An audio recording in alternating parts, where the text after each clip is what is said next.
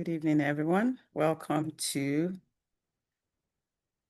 the Senior Support and Empowerment Digital Literacy Online, the second workshop. We had one last week, Tuesday at this time. Thank you all for all those that joined. We really appreciate you joining us. Here we are again today for Digital Literacy 2. And I'm glad to have everyone that has joined us here tonight join us. This seminar workshop is funded by the Government of Canada's New Horizons for Seniors program. And we're very, very happy to have them fund this initiative. We truly appreciate everyone that is here. I'll do a brief recap of what we did last week, just a few minutes of that. But I just want to give everybody quickly the other workshops that we have under this program, which will be taking place throughout a couple of months up till February 2026.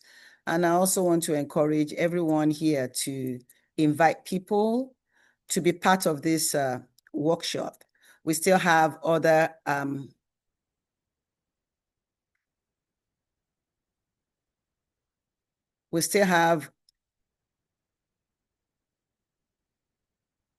other topics that we are going to be covering in the next few months. And I just want to encourage everyone to be part of all these classes. It's very, very encouraging. There's so many things to learn. There are many things we know right now, and there are still many things that everybody is going to learn from all these things. So I truly, like I say, I truly appreciate. There is financial empowerment for seniors. I can share that on the screen so that whoever wants to take a screenshot, just for people to know what to expect in the next couple of months. We have the financial empowerment for seniors, where somebody is going to be giving us information, things that we can learn from. There is financial fraud and scam awareness workshops. A couple of weeks we'll be taking that topic. Then we have the mental health awareness workshops for seniors. We're very grateful that we have all these opportunities to learn both online and in person. I want to encourage every one of us to continue to support this initiative, invite people. The in-person one, we're going to announce the venue very soon. So we encourage everyone in the Brant area to please share this information. These flyers are on boards in the libraries and in different stores and organizations. It's been posted there. We encourage people, if you know anybody in the Brant area, please share with them. Seniors need to be empowered and supported. So I want to say thank you once again for being here tonight again.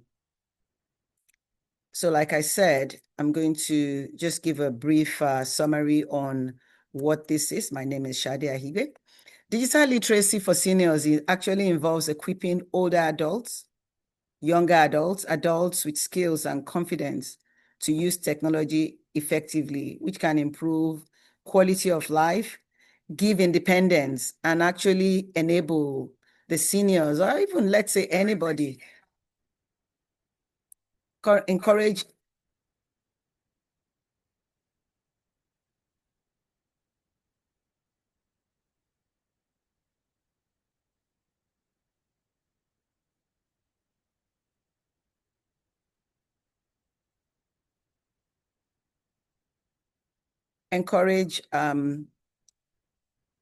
us in things, social interactions, and everything we do. Why is digital literacy important to seniors? It's very important because it enables seniors to stay in touch. Everything now uses technology, so that's the main thing. Stay connected, access services that people need to access, maintain independence, be able to manage finances, be able to shop online without relying on other people. That is part of why this is very important. when technology actually, whether we think about it or not, it helps to stimulate and challenge the brain. Because for those that are not used to it, it's an opportunity to learn new things. It's an opportunity to see what can be benefited from all these things. And we're very grateful that we're able to do that. Cybersecurity is also important for seniors, to help seniors avoid scams, which is very, very rampant these days, targeting everyone that is possible. And we can also see it as entertainment and education. If we really look at it, there's so many things we can learn online. There are hobbies that we can form online. There are ways of entertainment online. So technology is very, very, very crucial and important. So to be literate is a key to actually living and enjoying in the world that we have today. What about healthcare? It's very easy to book appointments for online things, for health things online, prescription refills. Everything now involves the use of technology. So let's all remember that one of the greatest advantages is independence.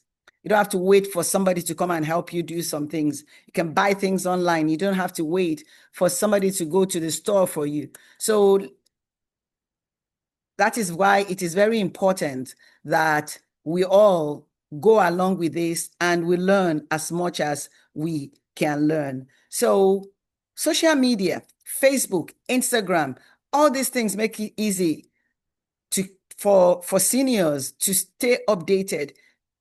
Families as all over the world, just having this access to social media will actually help for people to reconnect, even with old school friends. It's been very, very helpful to me also, because people that I probably would never even see in my life again, but I connect with them on social media. We're able to relate. We're able to see them have families of people who probably would never had. So it's very important to be digital literate. It's very important. It keeps us informed. It keeps us up to date with what is going on. Zoom, Skype, WhatsApp, they are the cheap solutions, free for face-to-face interaction just with the touch of a button. Even if your family, you're in Canada, the family is in Australia, that's the other end of the world. So it's very, very important for everyone to be literate. We can say that some seniors are used to maybe knitting or gardening. You don't actually have to be in the same place with people, but there are virtual groups, there are online forums where people can join, people with similar hobbies and interests. They can come together, and it helps give a sense of belonging. It helps to connect with people and removes or totally eradicates loneliness that can occur when people are just by themselves. What about the benefit to the mental health? We cannot overlook that. Isolation, we cannot overlook that. Nourishing relationships, this cognitive stimulation that I talked about, we can never overlook that. So those are the things we talked about last week, because isolation and loneliness is very real.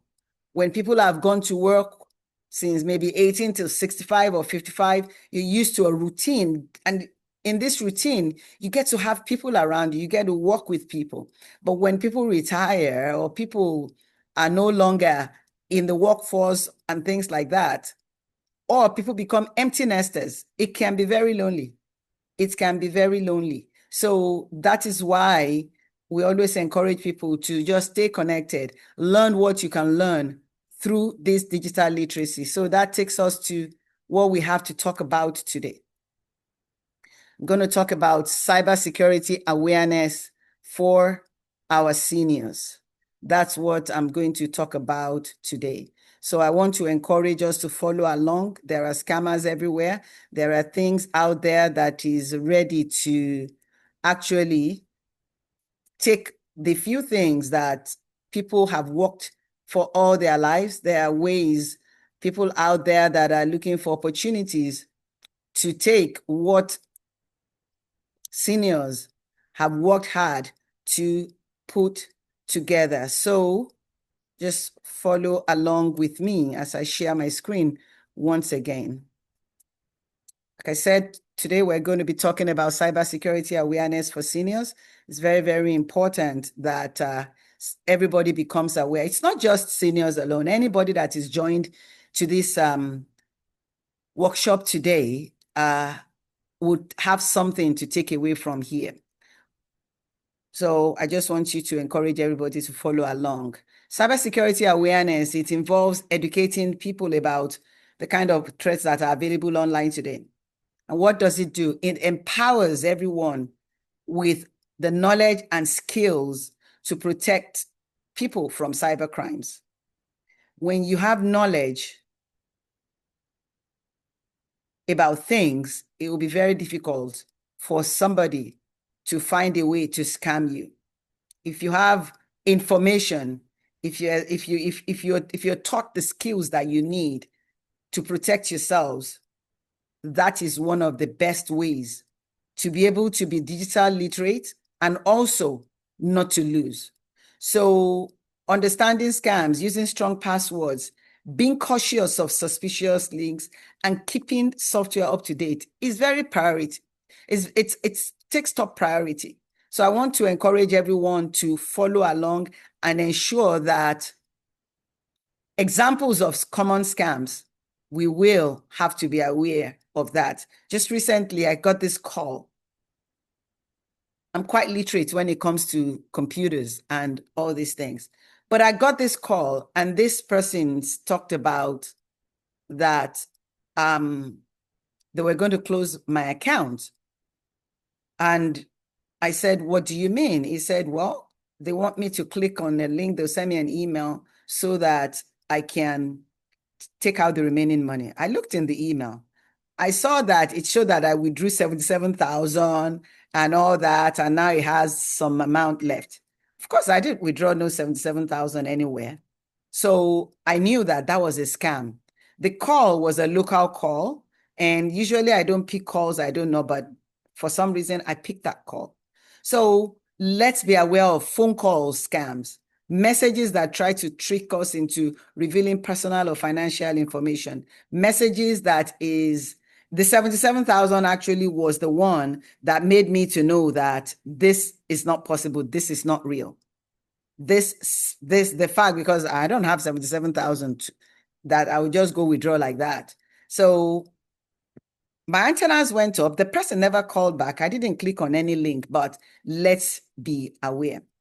Phishing. What is phishing? Phishing is a term for online scams in which the attacker impersonate a person or entity people we trust so that they can gain access to our financial information, so they can gain access to our bank accounts, so they can gain access to our social insurance numbers, our things that we use to identify ourselves, like our driver's license, our passports. So that's what it's called in the online world. I just want everybody to know that there are different types of examples of phishing. There is the deceptive one. Of course, they're going to try and use a way to just get things in. There's spear phishing, whaling attacks, phone scam, voice phishing, many, many more. So these days, we all look at emails, whether it's on our phone or on the computers. So many of these emails, they look too good to be true. But sometimes I think people are curious. They want to know why somebody sent an email. And one of the ways that they get people every time is when somebody sends you like a free gift. Somebody sends you that they received the request from you. Click here, like this one that I have on the screen right now. It says our record indicates that you recently made a request to terminate something and the process has begun. If this request was made accidentally and you have no knowledge, you're advised to verify your information below. If this information was made accidentally, it should say that, a regular, a true email from a true company will not tell you to click. It will tell you that disregard this email. But they would usually give like an urgent thing. Oh, you got 24 hours, you got 4 hours, you got 1 hour, you got 3 seconds to do these things.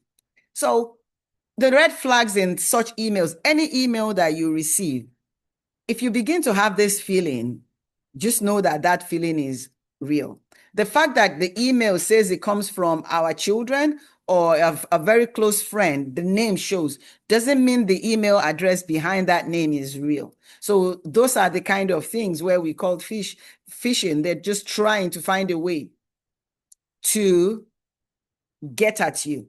Spelling mistakes are always there. Grammar errors are always there. The link, if you move your mouse over the link, you will see that it's not from where, it's from something else. So like I said, the red flags, suspicious links, grammar and punctuation errors, somebody asking you to verify your account. No bank will ask you to click on a link to verify your account. Nobody does that. It's all these people that are finding ways to get into things that we do. So what about romance scams? This thing is very rampant, especially when people are lonely, when people are by themselves, when people are not as active as they were before. When people are not as active as they were before, when they get somebody that pays them attention, people usually fall for that. Why?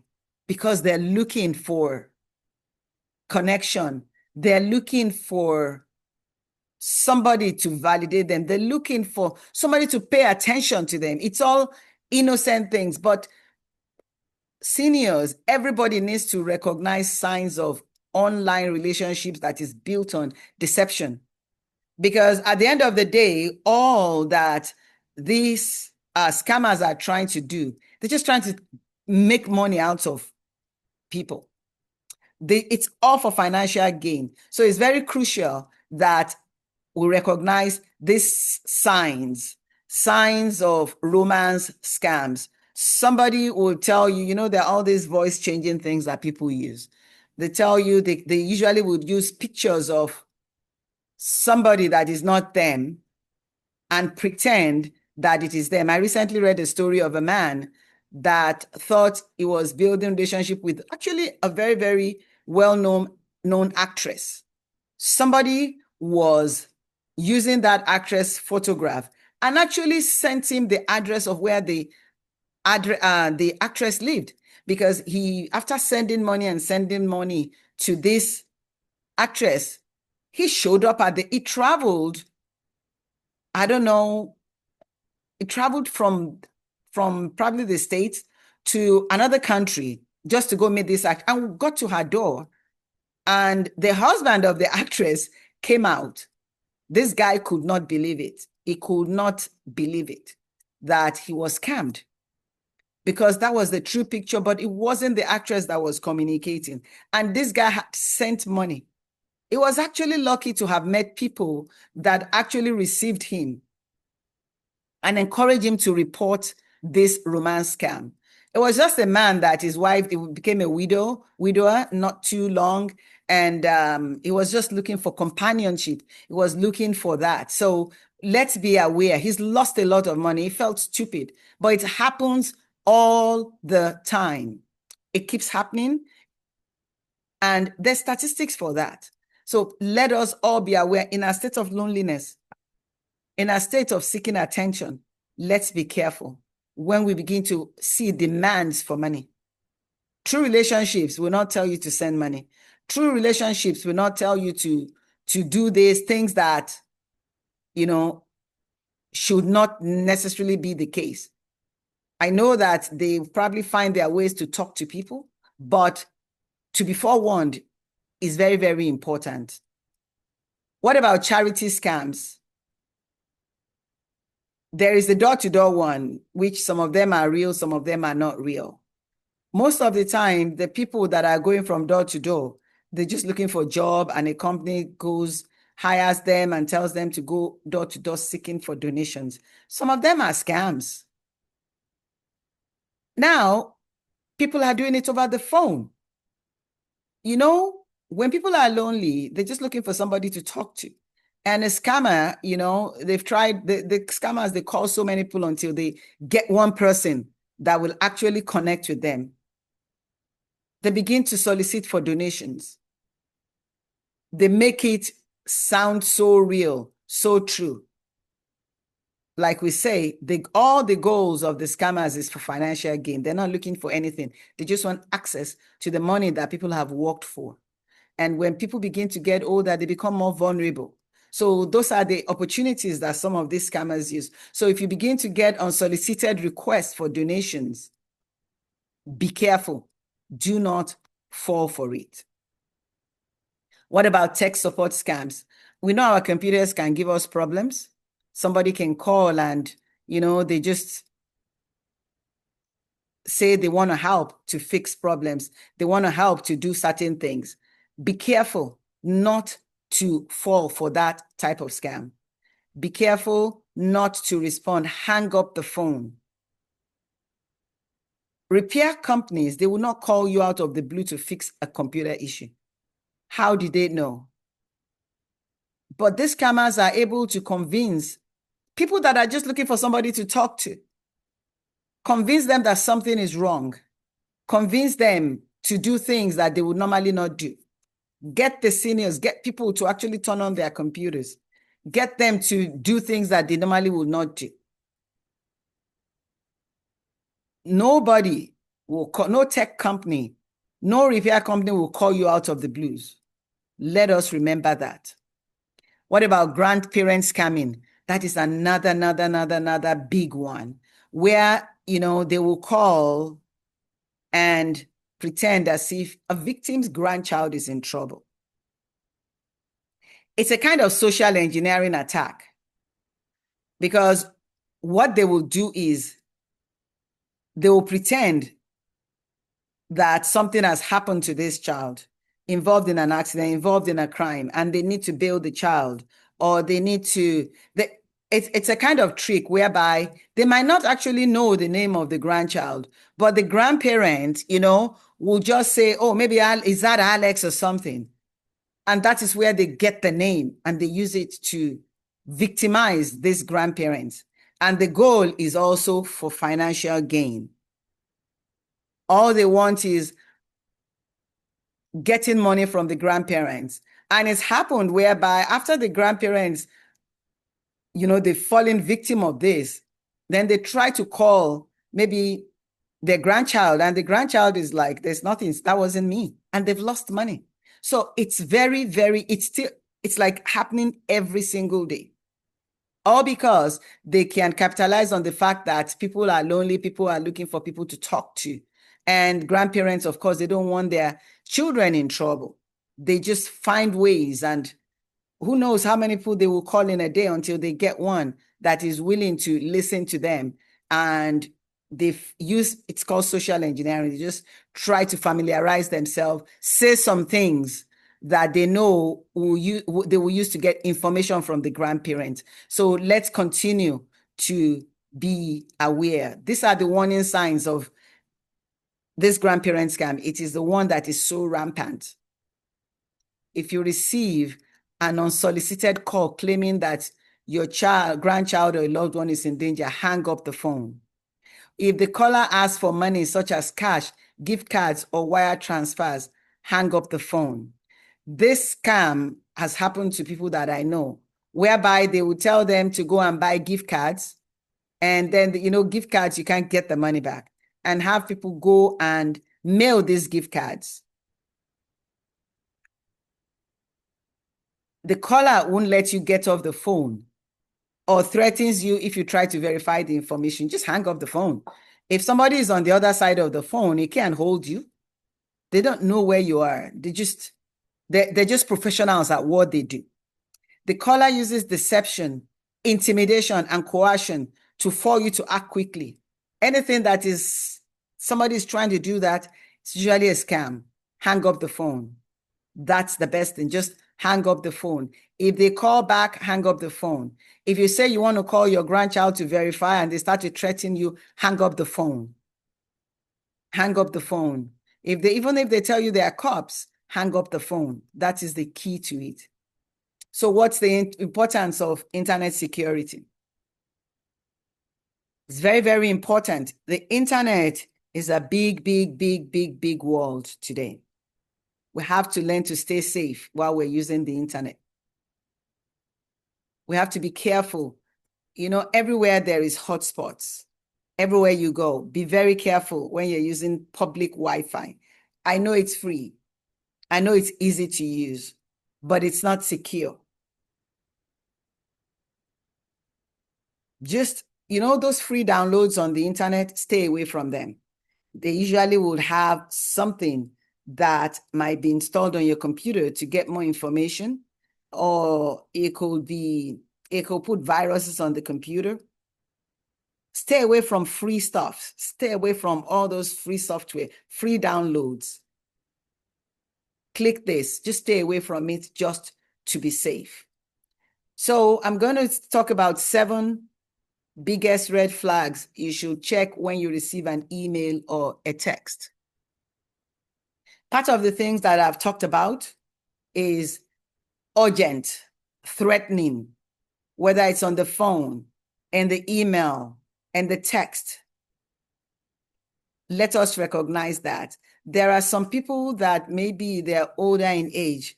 Let the children recognize and, continue to educate people around, educate people.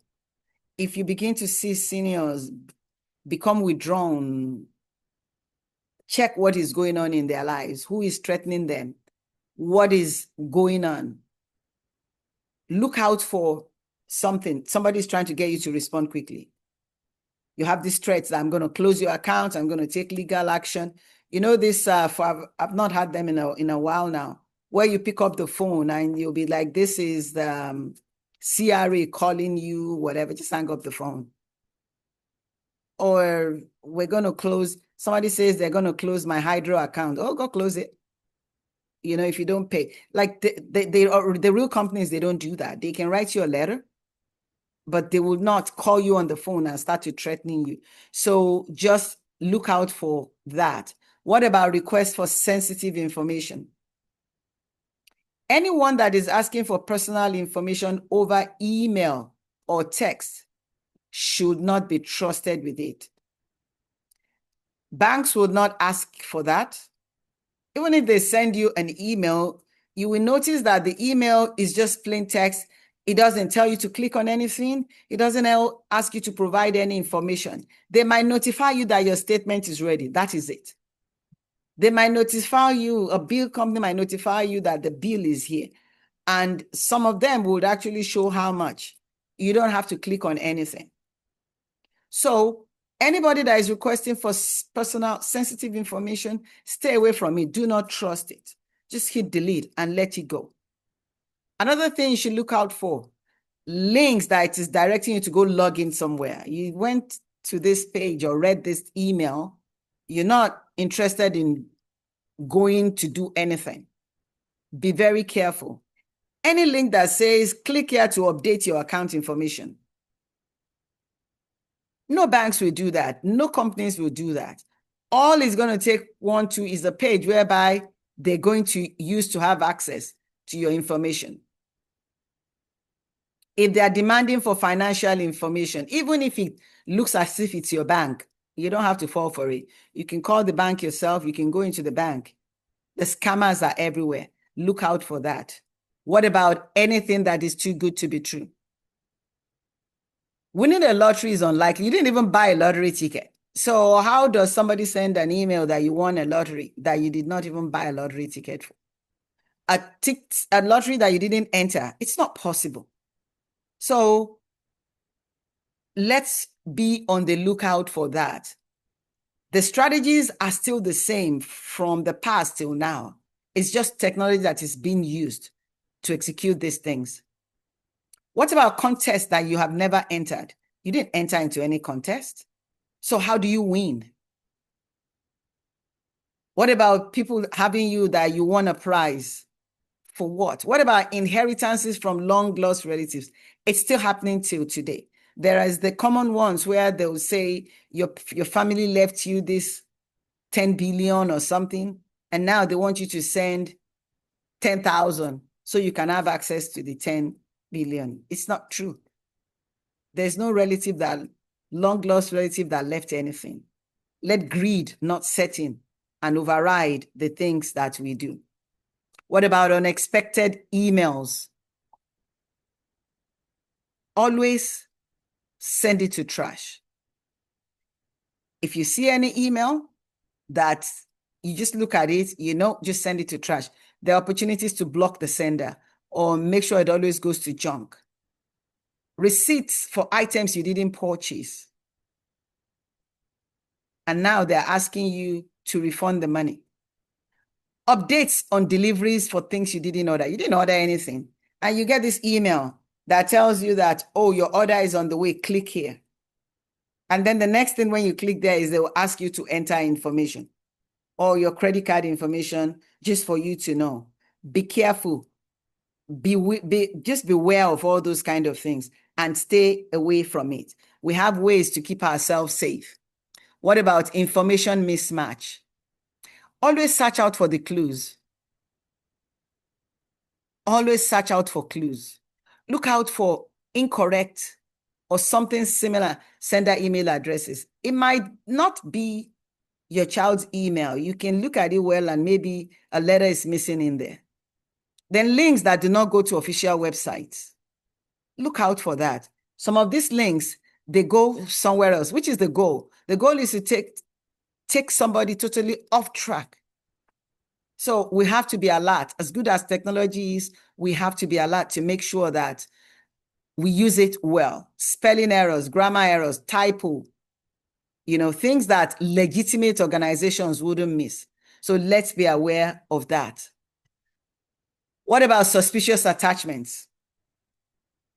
Attachments might seem like gifts for your inbox, but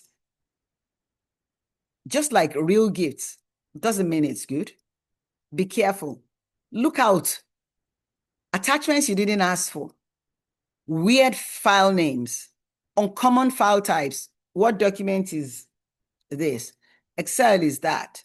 A PDF is this. Then you begin to get some attachments and you are not even familiar. Don't open it.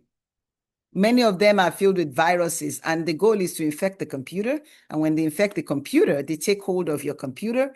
And then they say for you to get access to your computer, you have to pay this money, or they will wipe off everything on your computer, or they will actually gain control of the computer and get all the information. We save our passwords for our bank accounts. We save things because we can't, there are just too many things where we log into. So all they need is that. And within seconds, they can grab that information, log in somewhere else and get everything that you have. So be very, very careful on all that. What about designs, For these cyber criminals, they don't pay to have this top class graphic design to design anything. Most of the things is unprofessional. Incorrect logos, blurry logos, company emails with little, poor, no formatting. Just things that that it doesn't look real. When we familiarize ourselves with these things, we will be very careful in all these things. So I would say if you spot any of these red flags in a message, don't click any links, don't reply, do not forward, and do not open the attachments. Delete that email. If you get it on your phone, delete the text. You can reach out to whoever you think is sending through a different channel if you're not sure. We always say it, contact. If you receive an email, maybe the email address of whoever sent it has been compromised. You don't know. If it looks suspicious, if it looks, like it doesn't look, this person cannot be sending this, pick up the phone and call the person. 90% of the time, you will find out that maybe their mail was compromised or somebody has gotten some information that they are using to try to contact everyone that they know. It happens in Facebook all the time. If Facebook becomes compromised, somebody will create another you and try to reach out to your friends. If WhatsApp is compromised, they take hold of it. So there are things that they encourage people to do so that you can stay safe. Always remember to do that. So I would say that it can be difficult for every one of us to keep up with these new cyber threats. But with right knowledge and tools at our disposal, we can help older adults in our lives get cyber safe. We can help older adults in our lives protect themselves from online threats. This is where I end my presentation today. Do we have any questions? You can put your questions in the chat and I will answer your questions. Do we have any questions here today?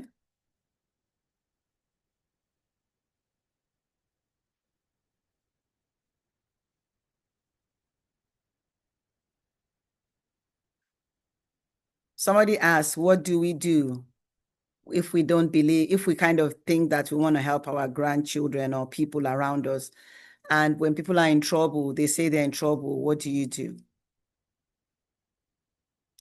If they're holding you on your phone, look for another phone or find a way, hang up the phone and call. It's something that is done, happens multiple times a day to people now. It could even be other family members that are trying to get money from these poor grandparents. Hang up the phone. Hang up the phone. Nobody is going to hold you when you hang up the phone. When you hang up the phone, the line goes off. Save yourselves from those that will take money from you that is not for them. Do we have any more questions? How come we get spam with antivirus software? There are different types of antivirus softwares that we buy these days. Just like the basic ones, there used to be a time when antivirus was really solid, but now I notice that they have different levels, different versions. If you get this, if you get the basic, if you get the advanced, if you get the super advanced, it's a way to make money off you. There are just so many ways. If you want to buy an antivirus software, if you have an internet provider and they provide that service, buy from them, subscribe to that. Or if you go into the store, buy that. It's very dangerous downloading even antivirus softwares online these days because you don't really know which one is the real one, which is not the real one. So that is why even with antivirus, people still get viruses. You know why? The people that make these viruses, that's why you see that there are updates every time. As long as the antivirus is out, they will make something that the antivirus cannot catch. So the ones that are making this antivirus, they always have to keep their things up to date so that they can catch up with the people creating viruses. So I would say that make sure your antivirus, the legitimate antivirus, is up to date. The pop-up, there are pop-up blockers that you can use so that you do not get pop-ups. Free things are where you get all these pop-ups from. When you see free software, when you see free downloads, they are innocent downloads. That's where you start getting pop-ups on your computers. So I just want to encourage you, don't download free stuff, no matter how tempted. Do not download free stuff, no matter how tempted one is. Just stay away from them. Online ads, don't click on it. If you see an online ad and you see a company that you think that, okay, this company is offering something, this company is legit, don't click on the ad. Go and search for Google for that company itself and look through there, because it's through all these things that we click on that you begin to get things that slow down your computer. You begin to get spam on your computer. So I would say let's all be very, very careful when it comes to that. Ads on social media. Anything that is just there, free, don't click on it. If you're curious, same thing, go and search for it. Because there could be something behind those free ads. There could be something behind those free things. I know that some of them are legitimate, but I would just encourage you to just be safe, because the time is going to take you to get rid of some of these things can be very frustrating. Another question, how would I know an email is from a scammer? Can I use my mouse to expose the hidden inscription? Yes. So when you receive an email out of the ordinary, even ones that look too good to be true, because they can actually put a real legitimate name of somebody you know. But when you move your mouse over that, you might see that the email that is hidden behind it is not the email of that person. So when you receive an email and you are not sure what it is, mouse over, just move your mouse over it, and it will reveal the real email. Same thing when they say click here. Before you click, if you move your mouse over it, it will tell you what exactly that link is. It will tell you what it is. So the mouse can expose hidden inscription. Another question. Romance scammers. Should one still stick with dating apps? What advice do you give to elderly people looking for relationships? Most of the dating apps these days, they try to make sure that they verify everybody. So there is some kind of insurance with that. But most of the romance scams comes from unsolicited people that would call randomly, or online ads that claim that, okay, are you lonely, whatever, or a link from somebody that they thought is a friend of theirs, but is actually not. So dating apps, I believe they are still good. But like everything that you want to do, you can research it. You can Google the name of that organization and see whether they are legit or not.